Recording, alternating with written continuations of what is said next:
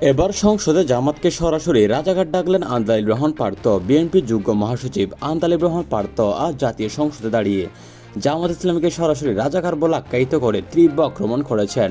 তিনি সংসদে বলেন, জামাত ইসলামী রাজাকারের দলের 1971 সালে বাংলাদেশের স্বাধীনতার বিরোধিতা করেছে, মুক্তিযোদ্ধাদের হত্যা করেছে, ধর্ষণ করেছে এবং এখনও দেশের স্বাধীনতা চেতনার বিরুদ্ধে অবস্থান নিয়েছে।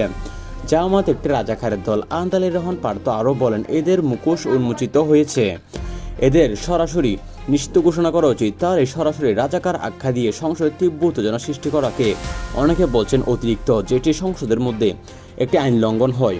অসংসদীয় বলে প্রতিবাদ জানিয়েছেন। আন্দালিব রহমান পার্থের বক্তব্যে জামাত নেতারা তীব্র ক্ষোভ প্রকাশ করেছেন। এদিকে জামাত ইসলামী নেতৃত্বের পক্ষ থেকে এখনও কোনো আনুষ্ঠানিক প্রতিক্রিয়া আসেনি।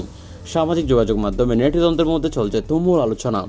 বিএনপি সরকার আমলে এনসিপি থেকে এরপর সংসদে আন্দালিব রহমান পার্থের মুখে জামাতের বিরুদ্ধে কথা শোনা সত্যি বাংলাদেশের রাজনৈতিক পরিস্থিতিকে অনেকটা উত্তপ্ত করে তুলেছে।